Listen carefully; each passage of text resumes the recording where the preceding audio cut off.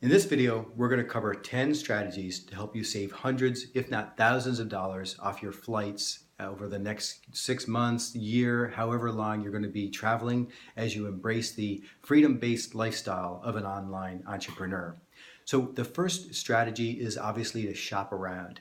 And this day you have plenty of different websites to allow you to do that and compare airlines such as Expedia, Travelocity, Kayak, Adioso, Skyscanner for Europe and Asia.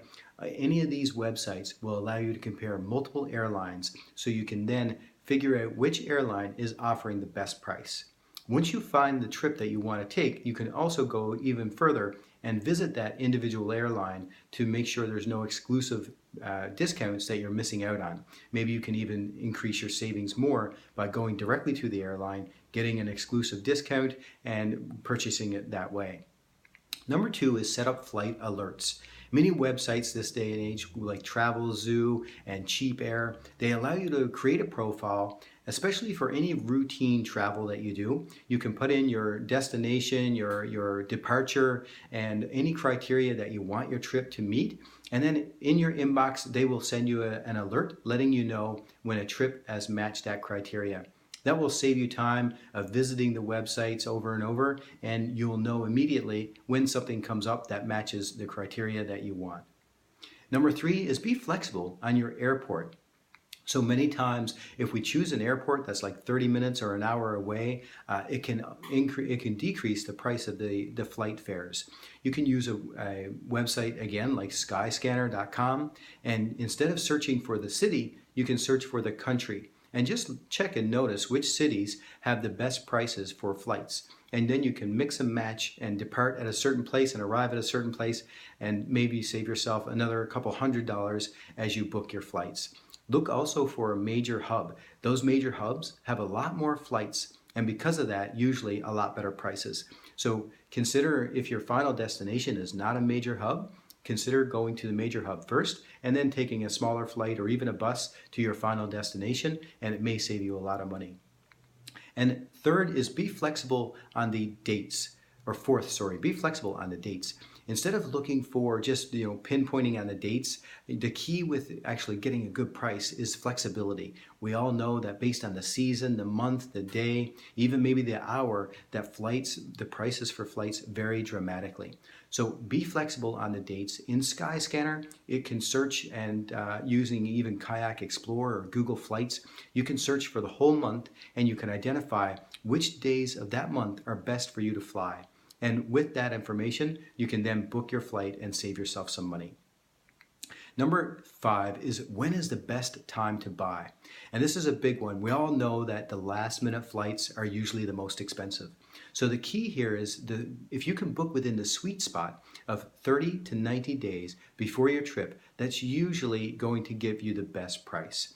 If not, you can also look at some days that are usually better priced than others, like Tuesday, Wednesday, and sometimes Saturday. But oftentimes the airlines will update their database on Tuesday and Wednesday, and those are the best times to get the best deals.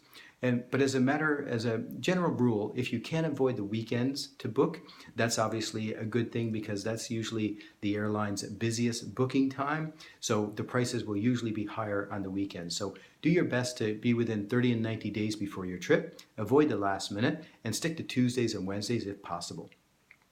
Number six is round trip versus one-way, two one-way trips. So if you know you're going to go round trip, then consider splitting it up and look at the cost of two one-way trips instead of a round trip. Sometimes that's lower.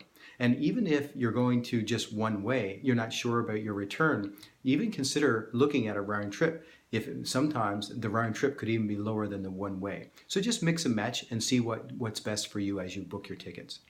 Number seven is your fees. You want to focus on the baggage fee especially. Quite a few websites will list the fees there, but sometimes it's not that evident as to what is allowed for your baggage fee. Maybe it's only just a carry-on or just one checked bag. So you can visit that individual airline and look at the fine print to see what your baggage rules are, so that you're not disappointed when you get to the airport and maybe there's an extra fee. You can avoid that at that time. And number 8 is one seat versus a group. So if you're going as a group, maybe 2 or 4 or 8 people, you can always search for one seat first. Check what that price is, and then do your group search. And if it's cheaper to go by one seat, maybe you can look at individually purchasing your tickets, and that might actually help you save more money as well. Number 9 is your browser internet history. Quite often, there's cookies inserted into our computer by the airline companies' websites. And as you go back more and more to their website, they know that you really need a ticket, you're planning to purchase a ticket, and so the price can be higher. So just go to your internet browser settings, clear your temporary internet settings, restart your browser, and then try again. And quite often you can save yourself some money and maybe see that there's less expensive flights available when you've cleared your internet history. And number 10 is don't focus only on the price. Sometimes it's much easier and more convenient to buy that one-way ticket, one-way flight, as opposed to something that's going to have you connecting in 2-3 different airports, waiting for many hours, and just really having a lot of hassle to take that flight. There's a website called routehappiness.com, and it actually has, or routehappy.com, and it actually has a flight happiness score that you can look at your trip and see what's the actual rating based on the seating that's available, the entertainment that's available, the layovers and all that, so that when you're traveling, you're actually going to enjoy the travel as opposed to really being frustrated and upset and disappointed and bored during your travels, your flights. So those are 10 strategies to help you save the most you can on your flights, which is usually one of the more expensive parts of traveling. So just by using these 10 steps, saving hundreds, maybe thousands of dollars over the next few years in your travels is going to help you significantly. And eventually you will be a veteran at getting these deals and saving yourself money on flights, which will then dramatically decrease the cost of your travels. So hopefully this was helpful, and enjoy your journey.